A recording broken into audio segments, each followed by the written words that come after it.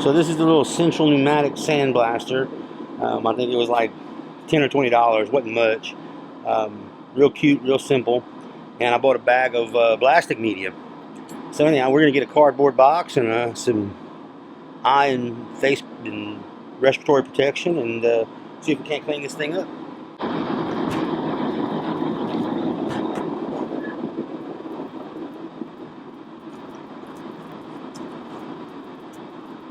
Now I've got a buddy who owns a powder coating company, and I got a feeling that I'm about to be about 2 minutes into this and wish that I had just paid him the 6-pack of beer it would have costed to get this done at his place.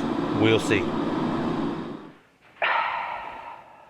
Alright guys, this contraption from Harbor Freight works. You blow air in this end and sand and air come out of that end. Or blasting media, should I say, and air come out of that end. And it comes out with sufficient force to knock off rust and paint. It is adjustable. You move that little deal there in or out, that little screw deal, and it'll increase or decrease your sand flow, it seems. That may not be what it's for, but it works that way.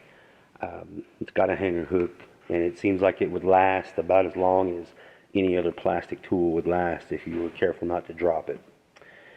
The problem with it is the mess.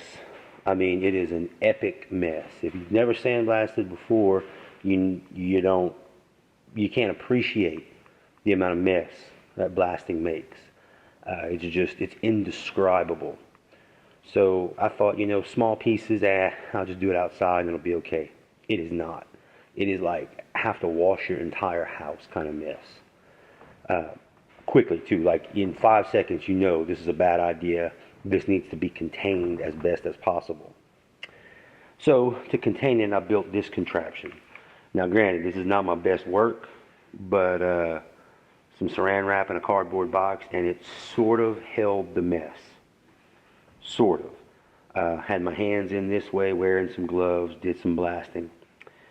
But as functional as this is, and I even put a shop vac in that corner right there on that piece of tape, and it sort of kept things under control, but it just this is poor. Don't buy this unless you're like blasting a car or like full panels off of a car. Don't buy this. For 20 bucks, you're wasting 20 bucks. You're going to use it once and hate it so much you're going to go back to other ways of rust removal. So that works. I'm not even going to turn it on because I don't feel like cleaning my shop for an hour or hauling all of this outside. Just trust me, it works. Best working, worst $20 tool I ever bought. This is the solution that I really needed and ultimately bought. This is an ALC Blasting Cabinet from Northern Tool. As the flag indicates, it's made in America. The company that makes it is a company called Shin Industries. It has a siphon gun with it, so it's got air goes in one hole and the tube that picks up the sand goes in the other. So it works just like the Harbor Freight gun, except this gun is part of the cabinet. This is the box it comes in, and as you see right over here, it tells you that you need 7 to 15 cubic foot per minute at 80 psi. It also says here it's got a 2-year warranty. I have no idea if that warranty is actually worth anything or not. As you see by the size, it's 30 by 28 by 21, and I feel like for a home shop it's a good size. As far as what compressor I'm actually running this with, I'm running this with a Craftsman Professional, and you see that it gives me only 6 cubic feet per minute at 90 psi. So I'm probably good for, based on it being 7 cubic feet at 40, it's probably right at 6 cubic foot at 80 psi. So it's about 1 CFM too small, and that's all the way past the small side of the recommendation. So while it does work for me, I have been stopping quite frequently to let the compressor build up. And if I was anything short of a hobbyist, this compressor would not get the job done. Here's an example of the work it can do. This and this are both cut-offs from the same piece. And this is heavily etched. I mean, like the rust is standing up on the top of it. And this is what it took it down to. And I could have kept going on this, but that's all I needed. These were standard mill scale coated pieces, and they are nicely bead blasted. So let's look at the cabinet. So this is the air intake port here. This is not a dust vent. This is where you suck dust or suck clean air in at. And over here, this is the port for your shop vac. And I've just got a Milwaukee M18 shop vac, and that has been plenty. As far as the interior goes, it's just a piece of metal grating with a little half-cut piece of tube to stop you from chafing up your siphon tube. The siphon tube just sort of sits in the bottom here. See it moving down there below the metal grating? And you pour sand in here and you blast. Now, what it doesn't give you is it doesn't give you this air hose. Okay? So Harbor Freight still made it into this box. This is a Diablo whip. It's got a swivel right here. And that has worked out well for me. And what I did was I pushed it through from the inside of the cabinet to the outside, and I used a screw tight clamp to hold it there, one of those hose clamps, and that is just the kink guard for the whip, and that seems to seal it up pretty good. I've blasted several parts here and there's no sand leaking on the outside, so that was my solution to the no air hose. This thing was $289 plus tax. This is the large plastic blasting cabinet from ALC. They of course make other cabinets and have other products they make that are in the sand and abrasive and air tool industry. And they claim it's a benchtop model. Well, I've got a bench that's waist high, and that puts it so that you can't see inside the cabinet. I'm 5'10". So I find what works for me is I have it on the ground, and then I have a bucket, and I just sit on the bucket and do the work that way. What else can I tell you? What grit am I running? I'm using Harbor Freight 70 grit aluminum oxide blast media. And I've got probably 20 pounds in there, and that's plenty. And with the dust collection being up at the top, let's have a look inside the vacuum. And we'll see how much sand I'm getting up. So while my filter's nice and black, I'm not just accumulating this ton of sand in here. So that's pretty good. I think that's kind of a benefit to it being way up high, is that you don't suck up all your media. You just pull the microscopic dust out of the air so you can see what you're doing. Now, downside of these plastic deals is they say that they're not recommended for steel shot. And that probably makes sense. I feel like if you really wanted to run steel shot in here, you could probably build you like a small steel shot blasting kind of background. Maybe like, a piece of sheet metal this way and a piece of sheet metal this way, kind of tacked in a few spots. And then you would just blast against that, so that way you didn't eat a hole in the plastic. The nice thing is this thing's made out of polyethylene. As I recall, fiberglass sticks pretty well to polyethylene. Most every epoxy sticks well to polyethylene. So if you were to blast a hole in it or break it or crack it, it should be pretty easy to repair. And that's nice because it's, like I say, $289. It's not expensive, but it's not exactly cheap. As far as the lid seal, it is about the poorest lid design you can have. The molding is kind of sunk in here and kind of sunk in here. See if I can show you that. See that foam there? I had to tip my fingernail. When I move out of the way, it'll focus. How that's dipped in, that is not cool. And it does the same thing in the front, and you can see that it's just this last little bit of foam that's doing the sealing as the sand is accumulated up there. That said, because of the vacuum suction, I have not had any sand in my face or dust in the shop whatsoever. They do give you this Mylar sheet to cover your plexiglass and make it last longer. Obviously the Mylar doesn't stick very well. The adhesive failed immediately. And to be clear, I cleaned that plexiglass with denatured alcohol before I attempted to put the Mylar sheet on, and it still fell right off, like within 2 minutes. And I rolled it on with an adhesive roller. I mean, I did the best job you could putting the thing on, and no such luck. There you go. Probably what I will do is I will get a piece of basically clear automotive tint and go over it when I get tired of that Mylar thing. Another option, rather than the automotive tint, the poorly written directions come with a catalog. And in that catalog, there's a parts list. And among that parts list, they have window underlays. So there you go. These are the 5-pack window underlays, and you can order the parts you need. They also have grit, various blasting media. And that's one thing you want to think about with this type of cabinet, is changing blasting media would be an ordeal. If you're a professional grade shop, you're going to want something not this product. But for the home shop, I feel like it's the bee's knees.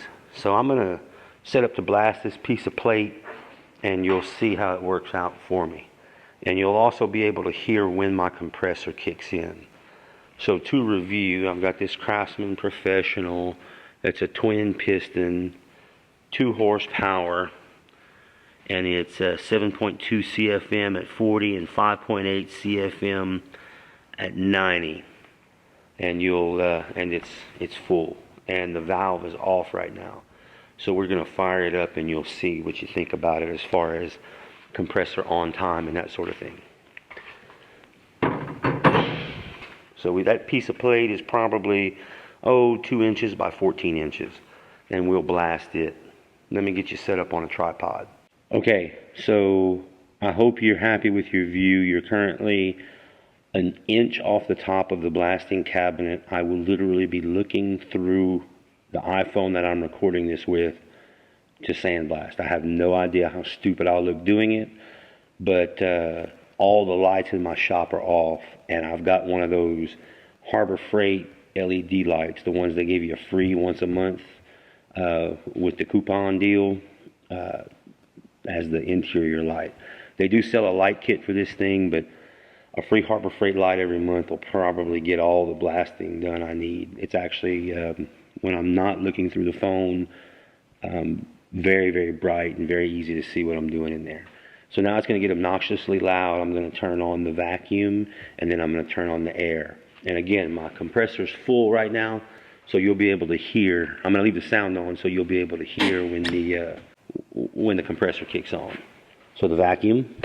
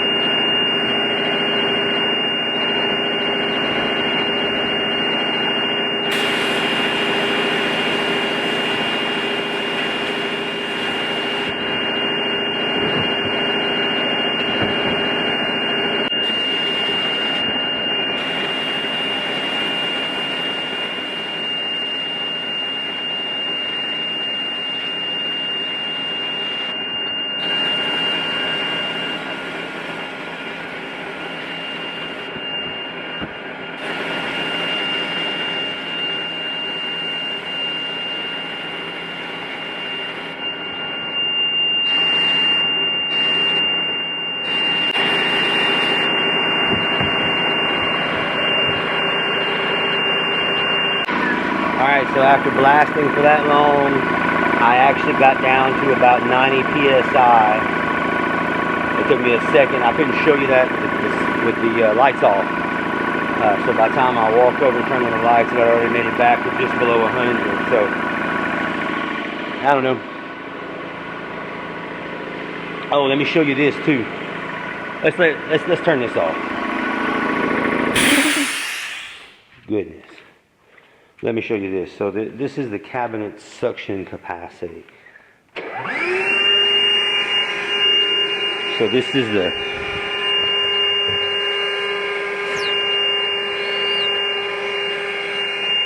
and then look at my gloves in there.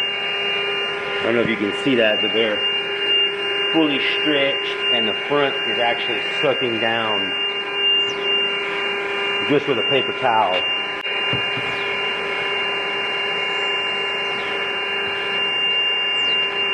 So I'm showing you that to show you that it does keep a pretty good seal, even though I'm not just super impressed with the lid. It does keep a good seal, and the mechanism for dust removal is adequate to make sure you don't get any sand in your face. I stopped at one point during the thing and added the rest of that box of blasting media. Basically, to make this thing bench top, the funnel at the bottom is not steep enough to fully feed the feed tube.